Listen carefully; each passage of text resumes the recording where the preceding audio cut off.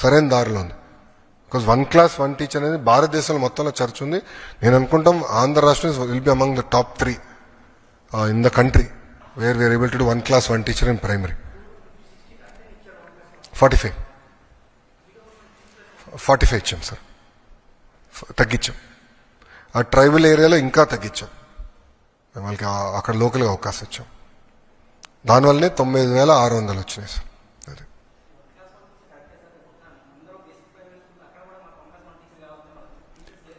అవునండి, అట్లా కాదండి. 4 పిల్లలుంటే 1 class 1 teacher ఎట్టిస్తాను అంటే ఇవ్వాలని కోరిక ఉండొచ్చు, బట్ ప్రాక్టికాలిటీ కూడా చూసుకోవాలి కదా, అది ఇంపాసిబుల్.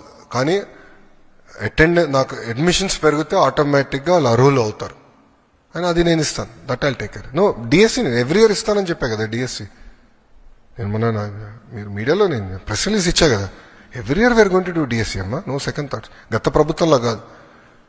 అండ్ డిఎస్సి నోటిఫికేషన్ కొంతవరకు మాస్టర్ చేసాం అనుకుంటున్నా, ఎందుకంటే 24 కేసులు తట్టుకున్నాం స్వామి. హైకోర్టు, సుప్రీంకోర్టు ఎక్కడిసినా కేసులు ఇప్పించింది వైకాపా, అవన్నీ తట్టుకున్నాం మేము. I believe it's one of the best DSC notification we have done. Okay, boss? So, tell us a bit more about the Center for Energy and Cyber Resilience. I'll come back on that. I want to only focus on school education today. Thank you.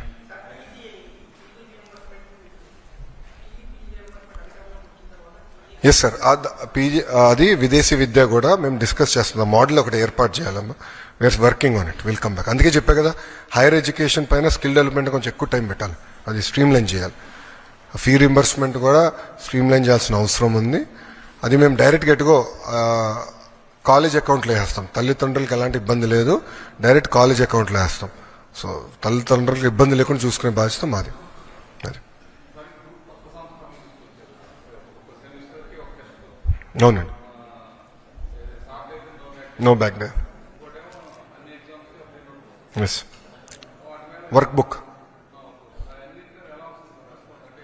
Sir. మొదటి రోజు కదా, మొదటి రోజు ఒక నెల సమయం ఇవ్వండి. Response అద్భుతంగా ఉంది. చాలా మంది ట్వీట్ చేస్తున్నారు, బుక్స్ పట్టుకుని ట్వీట్ చేస్తున్నారు, చాలా పాజిటివ్ ఎనర్జీ ఉంది. బట్ లోటుపాట్లు తెలిసినా కొంచెం సమయం పడుతుంది. నాకు పాజిటివ్ గానే నాకు నెగిటివ్ ఏముందో తెలుసుకోవాల్సిన బాధ్యత నా పైన ఉంది. సో ఇంప్రూవ్మెంట్స్ ఏంటి దానిపైన నేను చాలా హోంవర్క్ చేస్తున్నాను. సో నేను ఏదో అయిపోయింది అంత పర్ఫెక్ట్గా ఉందని నేను అనట్లేదు. ఇంత పెద్ద వ్యవస్థలో తప్పులు జరుగుతూనే ఉంటే సరిదిద్దుకోవాల్సిన బాధ్యత మా పైన ఉంది. ప్రభుత్వం చేస్తుంది.